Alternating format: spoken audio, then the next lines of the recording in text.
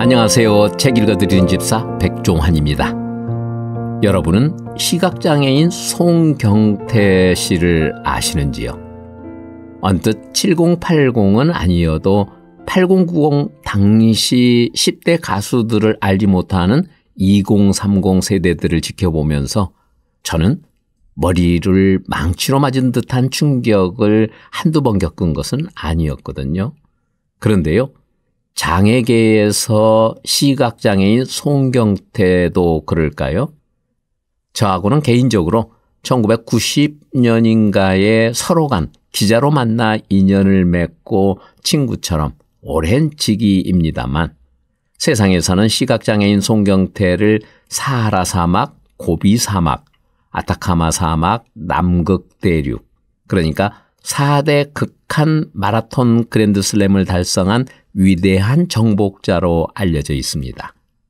그리고 시각장애인 최초 히말라야 이랜드 피크를 정복하기도 했고요. 송경태는 이에 만족하지 않고 지난 2015년 4월 8,848m 최고봉 에베레스트에 도전했다가 6,100m 캠프1 바로 앞에서 당시 세계를 깜짝 놀래킨 네팔 대지진을 만나 구사일생, 그야말로 군 훈련 도중 수리탄 폭발로 시각장애를 갖게 된 이후 또다시 극적으로 생還한 인물입니다. TV에 세상에 이런 일에나 나올 법한 주인공, 인간극장 아침마당의 주인공인 시각장애인 송경태는 시인이자 수필가로도 출판된 책만 해도 10여 권이나 됩니다.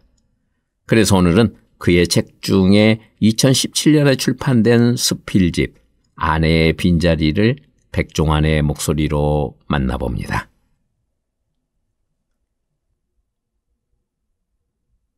아내의 빈자리.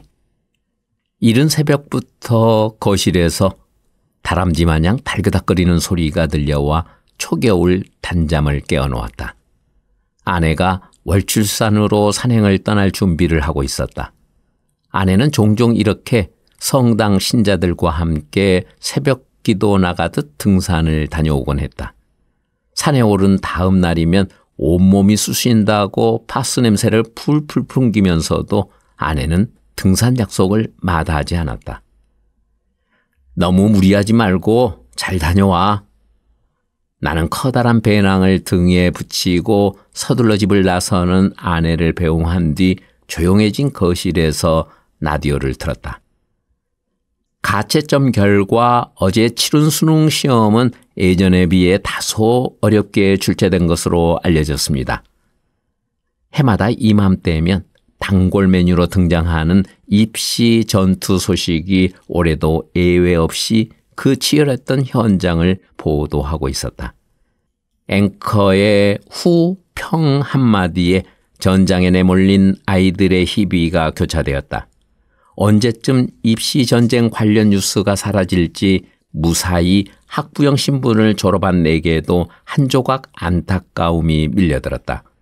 라디오에 이런저런 사연들을 청취하며 애완견 한이와 놀고 있는데 전화 한 통 걸려왔다. 관장님, 오늘 11시에 이서교회 입당식 있는 거 아시죠? 예, 알고 있어요. 챙겨줘서 고마워요. 전화를 끊고 외출 준비를 위해 안방으로 들어갔다. 아내는 나의 외출 복장을 매일 안방 옷걸이에 챙겨놓는다. 오늘도 습관처럼 옷걸이에 손을 뻗었다. 그러나 손에 잡힌 것은 뼈만 앙상한 옷걸이뿐 손에 잡히는 것이 아무것도 없었다. 꼭두 새벽부터 부산하던 아내가 나의 일과를 깜빡 잊은 채 차 시간 놓칠세라 황급히 산행을 떠난 것이다. 행사 시간은 시시각각 다가오는데 와이셔츠와 넥타이를 고를 수가 없었다. 양복이야 단벌 신사인지라 고를 일이 없었지만 문제는 와이셔츠와 넥타이였다. 다양한 색상의 와이셔츠와 여러 개의 넥타이 중 어떤 것을 골라야 할지 무척 난감했다. 자칫 잘못했다간 파란 와이셔츠에 붉은 넥타이 같은 볼상사나운 차림이 될 판국이었다. 하지만 표식도 냄새도 없는 색깔을 어찌 고를 수 있겠는가?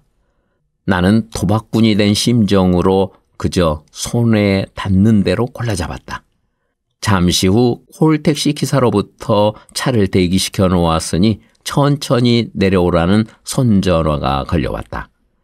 나는 옷매무새를 자신 없게 가다듬으며 아파트 주차장으로 나갔다. 택시기사가 다가와 인사치레를 했다. 안녕하세요, 의원님. 넥타이가 참 멋있습니다.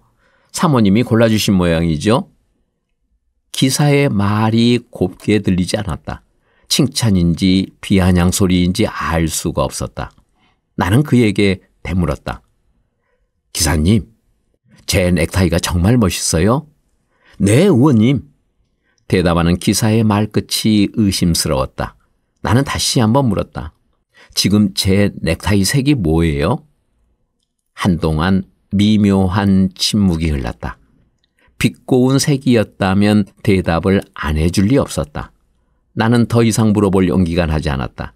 등줄기에서 넥타이처럼 길쭉한 식은땀이 주르륵 흘러내렸다. 행사장에 가서도 자꾸만 복장에 신경이 쓰였다. 구색에 안 맞는 차림이면 어떻게 하나 하는 생각에 앉아있는 자리가 불편하기만 했다. 나는 몇몇 지인들과 인사만 겨우 나눈 뒤 행사가 채 끝나기도 전에 옷깃을여미며 황급히 행사장을 떠났다. 타오르는 사하라 벌판에도 겁내지 않던 내가 넥타이 조각 하나에 잔뜩 의기소침해져서 비에 젖은 새양지 마냥 토막 나온 신세가 된 것이다. 인간은 사회적 동물이다. 인간의 복장 또한 예부터 중요한 사회적 기능을 담당해왔다. 인간의 복장은 공작새의 날개처럼 단순히 아름다움을 뽐내는 것이 아닌 사회적인 약속이며 상대방에 대한 배려, 미학이 담겨 있는 것이다. 그런 점에서 시각장애인은 참 불편하다. 철에 따라, 분위기에 따라, 모임 성격에 따라 넥타이며 와이셔츠며 구두나 모자 등에 적절하게 신경을 써 주어야 하는데 사실 양말 하나 짝을 맞춰 신기도 수월찮다. 그래서 우리 시각장애인들은 가끔 분위기에 어울리지 않는 옷차림으로 삐에로가 된 것 마냥 주위에 굴절된 시선을 받곤 한다. 이런 일들이 시각장애인들에게는 종종 대인기피증의 이유가 되기도 하는 것이다. 아, 아내의 빈자리가 이렇게 클 줄이야. 멋진 화장. 모월, 모일, 모시에 송년 행사가 있사오니 많은 참석 바랍니다. 다사다난했던 2016년 해가 꼬리를 느릿느릿 흔들며 작별을 고하는 황소의 뒷모습처럼 아쉽게 지나가고 있다. 한 해를 마감할 즈음하여 며칠 전부터 여기저기에서 행사를 알리는 문자 메시지가 수시로 날아들었다. 그동안 시의회 활동을 비롯하여 많은 사회단체 활동과 지인들과의 모임까지 늘 적극적으로 참여하던 터라 그만큼 오라는 곳도 많았다. 필히 참석해야 하는 자리와 불참의 관용이 허락되는 자리를 나누는 것도 쉽지 않았다. 며칠 전부터 맹추위가 기승을 부리고 있는 데다가 아침부터 한방눈까지 내려 따뜻한 방바닥에서 꼼짝도 하기 싫은 주말이었다. 밀린 낮잠이라도 실컷 자고 싶었지만 밀린 건 낮잠뿐 아니었다. 주말 짬을 이용해 해야 할 일이 많았다. 나는 그동안 미뤄두었던 이메일 주소와 다음 주에 개최될 세미나 강의 원고를 정리하기 시작했다. 오전이 다 지나가는 것도 모르고 점심시간도 걸은 채 부산을 떨었지만 마음과는 달리 작업 진척은 더디기만 했다. 달아나야 하는데 걸음이 한없이 느려지기만 하는 어느 답답했던 꿈처럼 그렇게 미적미적 일을 하고 있자니 어느덧 라디오에서 오후 4시 15가 흘러나왔다. 나는 저녁에 약속되어 있는 어느 행사에 참석하기 위해 하던 일을 멈추고 외출 준비를 하기 시작했다. 우선 안방에 딸린 욕실로 들어가 샤워를 한 다음 젖은 머리를 말리기 위해 드라이기가 놓여있는 화장대로 다가갔다. 서랍 아래 칸에 있는 드라이기를 꺼내기 위해 허리를 숙이는 순간이었다. 날카로운 화장대 모서리에 이마를 사정없이 부딪히고 말았다. 별이 순간 번쩍 보이더니 둔탁한 소리와 함께 뜨거운 열감이 전해져 왔다. 약속 시간에 늦을까봐 조심성 없이 서두른 탓이었다. 나는 가끔씩 이렇게 뜻하지 않는 훈장을 이마에 달고 다닌다. 열린 여닫이 방문과 사무실, 출입문 모서리에 쿵, 빌딩의 반쯤 열린 육중한 강화유리 출입문에도 쿵, 인도 위에 불법 주차된 승합차에 열린 뒷문의 날카로운 모서리에도 쿵, 불룩 튀어나온 트럭의 뒷모서리에 쿵, 골목길에 세워둔 리어카에 튀어나온 받침대에 쿵, 그리고 열린 맨홀 속으로 퐁당. 인도 위의 지뢰로 불리는 잘못 설치된 볼라드와 길가에 불법 설치된 입간판에 부딪혀 양쪽 무릎이 피고름과 딱지로 순차 교대하는 것 등 잘잘한 사고가 많이 난다. 이럴 땐 세상은 온통 모서리로만 이루어진 것 같은 느낌이 든다. 이마를 문지르며 대충 옷을 챙겨 입고 성당에 갔던 아내와 만나기로 한 아파트 정문으로 나가기 위해 현관문을 나서려는데 아내가 먼저 문을 열고 들어왔다. 곧이어 아내의 놀란 목소리가 이어졌다. 미니 아빠, 이마가 왜 그래요? 피가 얼굴에 여기저기에 묻어 있어요. 또 어디에 부딪혔어요? 아휴, 볼상 싸나워라. 이리 와봐요. 아내는 선열이 낭자한 상처 부위에 소독약을 발라주고 얼굴 곳곳에 묻어있는 피를 닦아주었다. 상처가 덧나지 않게 후시딘을 발라주면서 아내는 속이 많이 상한 말투로 한마디 했다. 미니 아빠, 속상해 죽겠어요. 안전모라도 쓰고 다닐래요? 나는 내 팔자인데 누구를 탓하겠냐며 체념 섞인 말로 얼머무렸다. 내가 거울을 볼 수만 있었다면 피가 묻은 흉한 얼굴을 닦았을 텐데. 아니, 그렇다면 부딪힐 일도 없었겠지. 만약 아내가 없었다면 붉은 피로 멋진 화장을 한 채로 대로를 활보하고 다녔을 거라는 생각에 등줄기가 서늘해졌다. 아내와 함께 아파트 정문을 나서자 차가운 한방눈이 내려와 이마 위의 상처를 자꾸만 간지럽혔다.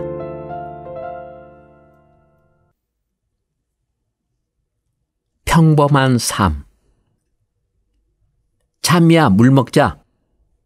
꽃샘추위가 기승을 부리는 늦은 오후에 집에 오자마자 헥헥거리는 찬미에게 물그릇을 내밀기가 무섭게 찬미는 쩝쩝거리며 옆에 앉은 나에게 물방울을 튀겨가며 물을 먹는다. 창 너머로 들리는 까치 울음소리가 목마름에 지친 찬미와 나에게 풍요와 여유로움을 한층 더해주는 것 같다. 어느샌가 헥헥거리던 찬미의 숨소리가 고르게 들려 손을 뻗어 찬미의 코를 만져보니 잠들었는지 찬미의 코는 말라 있었다. 10년 전 이맘때쯤 나는 삼성 안내견 학교에서 찬미와 첫 인연의 끈을 맺었다. 가슴 떨리고 설레는 첫 만남으로 기억된다. 몸무게 29kg, 나이는 3살, 생일은 9월 25일, 견명은 찬미. 이것이 찬미를 처음 소개받던 날 조련사님으로부터 들은 찬미의 신상 기록이다. 4주간의 훈련을 마치고 집으로 돌아와 둘만의 홀로서기를 시작한 지도 벌써 10년이라는 세월이 흘렀다. 되돌아보면 찬미와 함께 걸어온 홀로서기는 생각만큼 쉽지 않았던 것 같다. 미사 참여와 대학원 강의가 시작되면서 우리의 생활도 시작되었다. 미사 도중 몇 번의 움직임, 그리고 수업을 받기 위해 이 강의실에서 저 강의실로 옮겨 다닐 때마다 우리는 다른 사람들로부터 자신들과 조금 다른 우리의 모습을 신기하게 바라보는 시선들과 부딪히곤 했다. 우리를 보고 놀라서 소리를 지르는 사람, 찬미를 놀리거나 계속해서 따라다니며 괴롭히는 사람들로 인해 우리의 홀로서기는 힘겹게 시작되었다. 낯선 환경과 낯선 사람들 속에서 아무 말도 못하고 마음고생을 하는 찬미가 안쓰러워 가슴이 아팠다. 그러나 찬미는 마음고생을 하면서도 아무런 내색 없이 주춤거리기만 하는 나를 이끌고 우리가 평범해지기 위한 걸음을 멈추지 않았다. 늘 자신이 없고 작은 흔들림에도 힘들어하는 나를 찬미가 곁에 서서 붙잡아 주었다. 내가 처음 찬미와 단둘이서 집에 가던 날, 불안함과 걱정스러움으로 아파트 현관 앞까지 나와 서 있던 아내는 애써 눈물을 참으며 우리를 반겨주었다. 시력을 잃은 후 한 번도 혼자서는 산책을 가본 적이 없던 나, 마냥 가족들에게 기대어 서 있을 것만 같았던 당신 남편을 대견스러움과 고마움으로 바라보는 아내를 보면서 죄스러운 생각이 들었다. 장애인 남편에게 시집와 그동안 나 때문에 소리 없이 울고 있었던 당신, 혹시라도 내 앞에서 눈물을 보일세라 애써 환한 미소만을 지어주던 아내가 처음으로 내 앞에서 눈물을 보였다. 이제 당신 혼자서 어디를 가도 걱정하지 않겠어요? 하며 우리를 믿어주는 당신을 대하면서 나 자신이 너무나 부끄러웠다. 주춤거리고 자신 없는 모습으로 마음고생하는 찬미에게 별다른 힘이 되어주지 못하고 오히려 내가 찬미에게 기대어 평범하지 못한 나에 대한 원망과 불만으로 힘들어할 줄만 알았던 나의 어리석음을 바라보았다. 평범해지기 위한 노력, 아니 나는 지극히 평범한 사람이었다. 단지 그동안 나는 나의 어리석음으로 인해 나를 찾지 못하고 있었던 것이다. 그런 나에게 찬미는 평범한 나를 찾을 수 있도록 말없이 이끌어 주었다. 지금은 누군가에게 기대어 걸어가는 것이 아니라 나의 소중한 친구와 나란히 걷고 있다.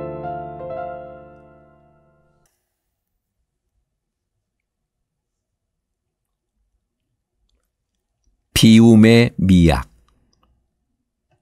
송 선생님, 이걸 모두 배낭에 넣고 뛴다고요?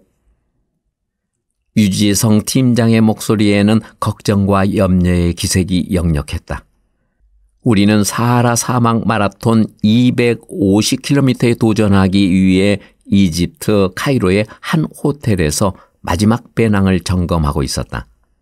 오지 마라톤 전문가인 유 팀장의 눈에 비친 나의 덩치 큰 배낭은 말 그대로 짐만 될 것이 뻔했던 것이다. 하지만 내게는 모두 필요한 물품들인 것만 같았다. 특히 식량이 그랬다. 예, 난 배고픈 건 정말 못 참거든요. 다음날 장비 검사를 해보니 배낭 무게는 자그마치 18.5kg이나 되었다. 잠시 배낭을 메어보니 대회의 중압감이 피부로 느껴졌다. 배낭이 가벼워야 한다는 유 팀장의 충고가 떠올랐다. 하지만 내 나름대로 최대한 줄인 것이 이 정도다. 일주일치의 식량과 간식, 그리고 주최 측에서 요구하는 필수 장비뿐인데 뭘 더 줄이란 말인가. 불가피하게 줄여야 한다면 식량의 양을 줄이는 것 외에는 없었다. 내가 먹을 건데 뭘 그냥 메고 뛰련다? 장비 검사가 모두 끝난 오후에는 마라톤이 시작되는 장소로 이동하기 시작했다. 덜컹덜컹 흔들리는 낡은 버스에 몸을 맡기고 모래 폭풍이 휘몰아치는 사막을 장장 500km를 달려야 했다. 장소에 도착하니 몸은 이미 녹초가 되어 있었다. 다음 날 아침 레이스가 시작되었다. 둥둥둥둥 북소리가 울리자 선수들이 모두 앞다투어 힘차게 불바다 속으로 뛰어나갔다. 나도 10km까지는 정신없이 달려왔는데 정신을 차려보니 어느새 사막 한가운데로 들어와 있었다. 섭씨 50도가 넘는 불폭포와 불바람이 사정없이 휘몰아치고 모래 복사열은 종아리를 향해 불화살을 사정없이 쏘아대고 있었다. 땀은 흐를 기회조차 없이 증발해버렸다. 체력이 바닥나기 시작했고 정신이 혼미해졌다. 양어깨는 배낭 무게에 못 이겨 피멍이 들고 쓰려왔다. 뭘 좀 먹고 갑시다. 나의 상태를 본 페이스메이커가 체력을 보충하자고 권해왔다. 하지만 나는 바리바리 짊어지고 있는 등 뒤의 식량들이 무색하게도 입맛이 전혀 나지 않았다. 너무 힘들어서 먹고 싶은 생각도 없어. 페이스메이커는 체력을 유지하기 위해서 입맛이 없어도 억지로라도 먹어두어야 한다며 육포 한 조각을 건네주었다. 하지만 나는 딱딱한 고기 덩어리를 씹을 기력조차 없었다. 레이스는 끝이 없었다. 나는 나도 모르게 달구어진 후라이팬 같은 사막 바닥에 주저앉아 버렸다. 송 선생님, 정신 차리세요. 여기서 잠들면 황천길이에요. 정신 차려요. 통닭이 돼도 좋아. 딱 5분만 잘게. 분명 잠조차 들 수 없이 뜨겁고도 뜨거운 사막인데도 자꾸 눈이 감기고 졸음이 몰려왔다. 저 멀리 보이는 끝없는 모래 언덕이 꿈속의 장면처럼 아득하게 보였다. 옆에서 일어나라고 외치는 동료의 목소리는 단잠을 깨우는 어머니의 잔소리처럼 귀찮기만 했다. 그렇게 꿈속의 나락으로 떨어지고 있는데 갑자기 큰아들의 목소리가 귓전을 때렸다. 이 대회에 국제자원봉사자로 참가한 큰아들은 다음 도착 지점에서 나를 애타게 기다리고 있을 터였다. 아빠! 정신 차려요! 아빠! 정신 차려야 해요! 알았어. 정신이 돌아오자 모래에 닿은 몸뚱어리가 너무 뜨거워 나도 모르게 몸이 용수철처럼 하늘로 치솟아 올랐다. 아들의 목소리는 환청이었다. 먹을 것을 버리고 가야겠어. 다 버리면 안 돼요. 배낭이 무거워서 그래. 그럼 3분의 2만 버립시다. 나는 눈물을 머금고 귀중한 식량의 절반 이상을 사막의 까마귀들에게 내주었다. 짐이 줄어들자 어깨가 새털처럼 가벼웠다. 하지만 먹을 게 없으니 레이스 내내 굶주림과 사투를 벌여야 했다. 결승점에 도착했을 때는 매미가 나무에 착 달라붙어 있듯이 나의 백가죽도 허리에 거의 달라붙어 있었다. 나는 그 이후로 중국 고비, 칠레 아타카마, 남극, 남아공, 나미부 사막을 달렸다. 연륜이 쌓여갈수록 배낭의 무게는 줄어들었다.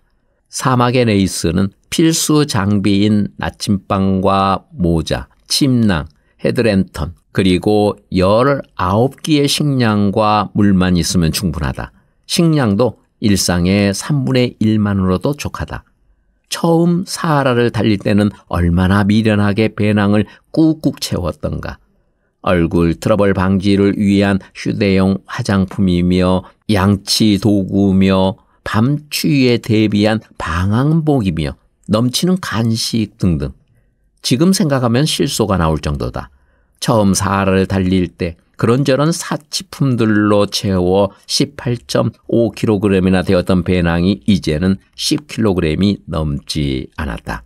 꼭 필요한 것과 불필요한 것을 터득하게 된 것이다. 우리 삶도 마찬가지라는 생각이 든다. 나는 그동안 불필요한 짐을 지고 살아왔다. 삶의 무게가 버거워도 미련을 버리지 못해 필요하지도 않는 짐을 무겁게 지고 왔던 것이 얼마나 많았던가. 여보, 아름다운 가게 좀 다녀올게요. 잘 다녀와요. 아내는 종종 입지 않는 옷들을 챙겨 들고 재활용 센터에 다녀온다. 여벌 옷 외에는 모두 재활용해야 한다는 것이 아내의 생각이다. 그래서 우리 집 옷장은 언제나 헐겁게 비어 있다. 아내는 내가 사막의 고행길을 걸으며 깨달은 비움의 미학을 이미 알고 있는 듯하다. 내가 외국으로 출장을 갈 때도 아내는 비움의 미학을 발휘하곤 한다. 공항으로 떠날 때 아내가 꾸려준 여행 가방을 건네받아 보면 내가 외국으로 떠나는 것을 모르고 있나 싶을 정도로 가방이 작고 가볍다. 하지만 도착해서 짐을 풀어보면 꼭 필요한 것들로만 차곡차곡 채워져 있는 것이다. 그럴 때면 나의 아내의 작고 소박한 가방을 들어보며 혼자 웃음을 짓는다. 여보, 가방이 가벼워서 참 좋아요. 가족의 힘. 사랑하는 용혜 씨, 10년 전 시베리아 벌판에 내몰려 혹독한 추위와 굶주림에 떨고 있을 때 당신은 천사보다 더 부드러운 숨결로 빙벽보다 차디찬 등짝을 쓰다듬어 주었어. 그리고 걱정 말라며 뜨거운 가슴으로 안아주었어.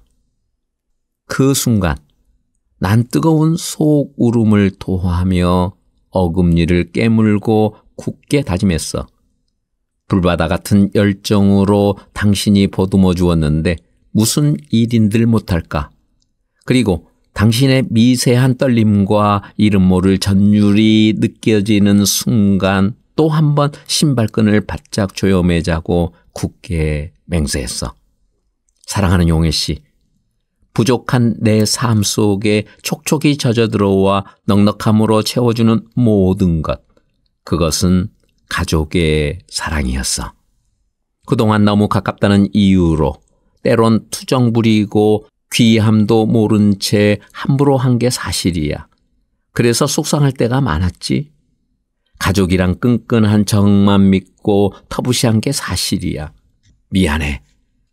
우리 가족은 내가 바람 앞에 등 뿌릴 때 든든한 버팀목이었고 따사로운 햇살이었어. 꽁꽁 얼었던 사견마저 녹여주었거든. 그래서 가족은 내가 살아가는 원초의 힘이요 보물창고야. 사랑하는 용혜 씨, 사랑해. 사랑하는 미나, 원아, 사랑한다.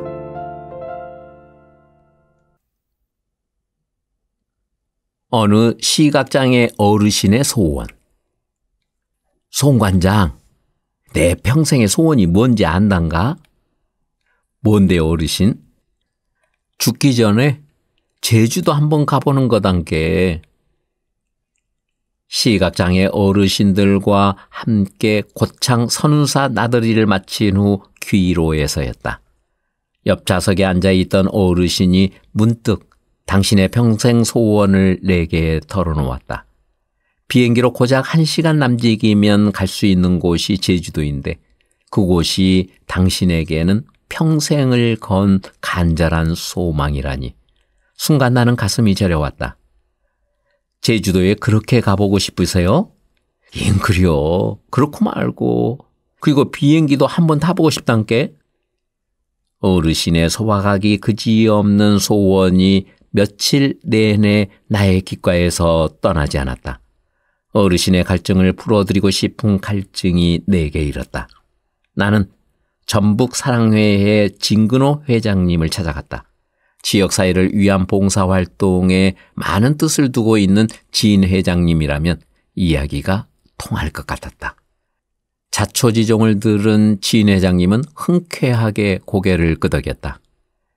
그래, 좋은 일인데 한번 추진해 봅시다. 감사합니다. 그럼 계획을 세워보겠습니다. 나는 하늘길, 바닷길, 제주 탐방이라는 타이틀을 내걸고 시각장애 어르신 20명과 자원봉사, 진행요원 등 총 43명의 인원을 구성하여 행사를 진행했다. 참말로 무거운 쇳덩어리가 어떻게 물에 뜬단가? 신기하죠, 어르신? 그려. 세상이 요렇게는 바뀌어버렸네. 오래 살고 본 일이란 게. 갈매기 소리며 파도 소리도 좀 들어보세요. 참말로 좋구먼. 주책만께 눈물이 날아가네. 완도에서 여객선에 승선한 어르신들은 개구쟁이 마냥 들떠 있었다. 뱃놀이에 아심을 뒤로하고 4시간 만에 제주항에 하선했다. 다음 날부터 아름다운 제주도 관광이 시작되었다. 어르신, 이게 코끼리 나무예요. 한번 만져보세요. 아, 이게 코끼리 다리단가? 그리고 요것이 코끼리 발이단가? 참멜로 신기하게 생겨버렸네. 이게 복이 많이 들어온다는 돈나무 이파리예요. 이 이파리를 집에 갖다 놓으면 참멜로 부자가 돼버린단가? 예, 어르신. 봉사자 양반, 내 주머니에다 몽땅 싸서 넣어주란께? 어르신들은 섬이 들썩거릴 정도로 신이 나 있었다. 처음 경험해보는 이국풍의 자연과 식물, 바다와 바람이 마냥 신기한 모양이었다. 여정 동안 모두들 몸과 마음을 활짝 열어놓고 마음껏 즐겼다. 일정을 무사히 마치고 4일째 되던 날, 제주공항에서 비행기에 탑승했다. 어르신들은 처음 타보는 비행기가 놀이기구라도 되는 양 야단이었다. 내 몸이 하늘로 붕 떠버린 느낌이 난게? 야, 요 무거운 고철 덩어리가 어떻게 떠버리지? 응? 어르신 좋으세요? 오늘 죽어도 여한이 없단께 그려. 봉사자 양반 고마워. 정말 고맙단께. 봉사자 양반은 복 많이 받을게요. 감사합니다, 어르신.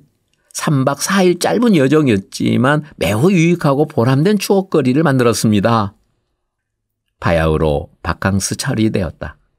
오랜만에 얻은 자유시간이라고 무작정 산으로 들로 내달리지 말고 주변을 살피며 삶의 기쁨을 주고 전진의 용기를 북돋워주는 그런 여름 휴가가 되었으면 한다. 어르신, 다음에는 어디 가고 싶으세요? 금강산이단께?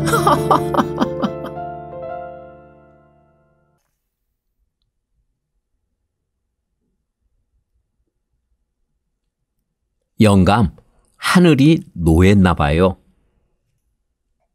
요 며칠 따뜻한 영상의 날씨가 지속되어 완연한 봄날이 다가오는가 싶었는데 폭우를 동반한 꽃샘추위가 말 그대로 오는 봄을 샘이라도 내듯 몰아닥쳤다. 가시바늘 같은 바람이 얼굴에 감각마저 무디게 하는 요즘, 나는 아내와 함께 손자 진우를 보러 며느리가 있는 원대 한방병원 산후조리원으로 갔다. 며느리는 따뜻한 방에서 몸조리하고 있었다. 며느리에게 진우를 보고 싶다고 하자 진우는 신생아실에 있다고 했다. 그럼 지금 신생아실에 가보면 볼 수 있니? 면회 시간이 따로 있어요, 아버님.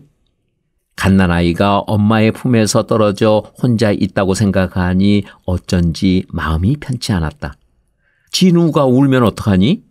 걱정 마세요, 아버님. 신생아실에서 폰으로 연락이 와요. 아내와 함께 나는 진우를 보러 신생아실로 갔다. 그러나 면회 시간이 아니어서 진우를 볼 수가 없었다. 나는 유리창 너머로 진우가 새근새근 잠든 모습만 바라보며 3시간 넘게 기다린 끝에야 아기와 만날 수 있었다.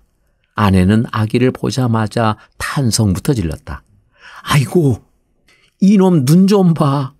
눈망울이 초롱초롱하게 크고 쌍꺼풀이 게 지 엄마를 꼭 닮았네. 아이고, 요 보조개 들어가는 것 좀 봐. 지 할아버지를 쏙 빼다 닮았네. 아내는 뭐가 그리 좋은지 싱글벙글이었다. 나는 강보에 쌓인 손자를 안아보았다. 오똑한 코와 입술, 그리고 보드라운 손이 내 손 안에 느껴졌다. 내가 자꾸 만지작거리자 진우가 큰 소리로 울기 시작했다. 나는 행여 어떻게 된 게 아닌가 싶어 얼른 며느리에게 손자를 넘겨주었다. 친자식 같으면 울음을 그칠 때까지 달래가며 오래도록 껴안고 손 무등도 태워주고 싶었는데 한 대가 떨어졌다고 며느리 눈치가 보였다. 내게 있어 손자는 귀하디 귀한 보물단지였다. 일주일 후면 외갓집에서 생활하게 될 손자를 뒤로하고 나는 아내와 함께 우산을 받고 오랜만에 봄비가 추적추적 내리는 가로수를 걸어갔다. 영감, 봄비가 그치면 앙상한 가로수에 연초록 빛깔의 새순이 파릇파릇 돋아나겠지요? 벌써 3월 하순이네. 올해는 날씨가 따뜻해 개화 시기도 일주일 정도 빠르다던데 봄이 오면 손자와 함께 꽃구경 갑시다. 처음에는 보슬보슬하게 내리던 봄비가 점점 심해졌다. 우리는 여름 장맛빛 같은 비를 피해 택시를 잡아야 했다. 오랜만에 아내와 함께 데이트라도 하고 싶었는데 장대비가 회방을 놓은 것이다. 나이든 사람이 주책 없이 논다고 하늘이 노한 건지도 모르겠다. 그러나 나는 다시 희망을 꿈꾼다. 온 산하가 꽃대궐로 치장할 때 손자를 품에 안고 아내와 함께 꽃나들이 할 것을 생각하면 나도 모르게 마음이 설렌다. 영감, 우리의 좋은 시절은 다 지나간 거 아닐까요? 할멈, 왜 그렇게 생각해? 아니, 손자 재롱짓을 보다가 우리 낭만을 빼앗길까 봐서요. 별걸 다 걱정하네. 손자 데리고 전국 일주하면 되잖아. 정말 그러네요, 영감. 못할 것도 없죠. 할멈, 어서 꽃마중 나가자고.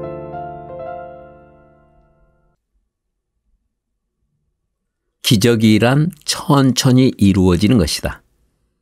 힘든 사막 마라톤 완주나 히말라야를 등장할 수 있었던 비결은 뭐예요? 이런 물음을 접할 때마다 나는 늘 이렇게 대답하곤 한다. 꾸준한 연습이지요. 나에게 있어서 극한 사막 마라톤 그랜드슬램을 달성하고 히말라야 아일랜드 피크 6,200m와 아프리카 최고봉 킬리만자로를 등정할 수 있었던 가장 큰 원동력은 다름 아닌 연습과 훈련이다. 나는 매일 러닝머신과 사이클 그리고 특별 체력 단련 훈련을 꾸준히 해왔다. 1999년에 미국 대륙을 도보로 횡단하기로 결정했을 때 나는 그 1년 전부터 하루 1시간씩 1년을 훈련에 투자했었다. 그때의 훈련은 이후 나의 삶의 좋은 습관이 되었는데 그때부터 1-1 원칙이라는 것을 갖게 된 것이다. 1-1 원칙이란 하루에 1시간씩 1년간 투자하면 무엇이든 꽤 잘할 수 있게 된다는 원칙이다. 물론 프로급의 최고 수준에 이르기에는 턱없이 부족하지만 어느 정도 소박한 목표는 이루게 해준다. 갑자기 건강이 나빠졌을 때 나는 이 원칙으로 운동을 해서 건강이 좋아진 기억도 있다. 물론 항상 성공하는 것은 아니다. 어떤 일이든 일주일에 한 번 7시간 몰아 하는 것은 쉬워도 매일 1시간씩 꾸준히 계속하는 것은 어렵다. 실은 나도 결의만 하고 중도에 포기한 경험이 훨씬 더 많다. 우리 모두 작은 소망을 하나둘씩 갖고 산다. 테니스를 잘 쳤으면, 플룻을 잘 불었으면, 혹은 영어를 할 수 있었으면, 막연히 생각만 해왔던 소망도 1-1 원칙만 실천할 수 있다면 그것은 상상 속의 꿈만은 아니다. 꾸준함의 힘처럼 무서운 것은 없다는 것이 내 생각이다. 말콤 글래드웰의 아웃라이어라는 책에는 1만 시간의 법칙이라는 것이 나온다. 비틀스나 빌 게이츠 같은 비범한 인재들, 즉 아웃라이어의 성취는 모두 1만 시간의 연습을 통해 이루어졌다는 것이다. 심지어 우리가 타고난 천재로 알고 있는 모차르트도 실은 1만 시간의 연습을 통해 재능을 발휘했다고 한다. 1만 시간은 하루 3시간, 일주일에 20시간씩 10년간 모아야 이룰 수 있는 시간이다. 아무나 실천하기는 꽤 어려운 연습량이다. 거기에다 비범한 재능도 겸비해야 한다. 이것에 비하면 하루 1시간씩 1년, 모두 해도 365시간은 참으로 인간적이지 않는가? 물론 1만 시간을 투자해 김연아 선수처럼 된다면 바랄 것이 없겠지만 모든 사람이 비틀즈나 모차르트 같을 수는 없는 일이다. 우리 소박한 삶에서 나름의 성취감을 느끼면서 살기에 1-1 원칙은 참 맞춤 맞은 원칙인 것 같다. 연습하는 자와 저축하는 자는 절대로 지지 않는다. 연습과 저축은 모두 미래의 달콤함을 위해 기꺼이 고통을 감수하는 행위다. 그리고 그 감수는 일만 시간처럼 무지막지한 양이 아니더라도 충분히 우리를 행복하게 만들어줄 수 있다. 그대도 한번 실천해보지 않겠는가? 기적이란 천천히 이루어지는 것이다.